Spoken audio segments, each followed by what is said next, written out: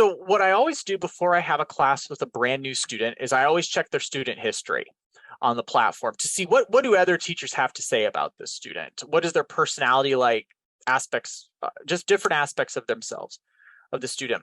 Then what I will often do is I'll always remind myself when I enter a new class, I'm probably very nervous because I'm meeting somebody for the first time. But I always think it's important to remember that that student is even more nervous than I am because not only are they meeting a brand new teacher, but they're speaking in another language.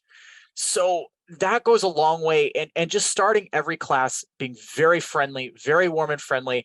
It does not matter if you have a fender bender, if your dishwasher isn't working, if you've had arguments all day, you could have had the worst day ever. But it's always important to set all of that aside, be warm and friendly and talkative with that new student.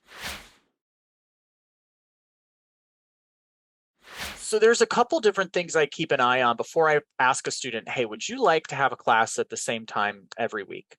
The first thing I always do when I go into the first private lesson I see with the student and after that is I always ask the student, what do you want to talk about today? Just to see as well if my teaching style is compatible with the student.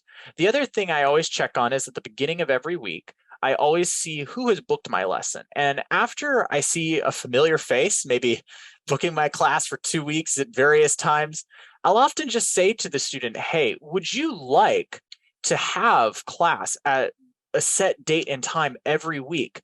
And almost always the student is very happy and very receptive to that because it's easier for them and for their schedule as well. And this strategy has always worked for me. I have about 20 different students that I teach every week. So it's almost always worked and never failed.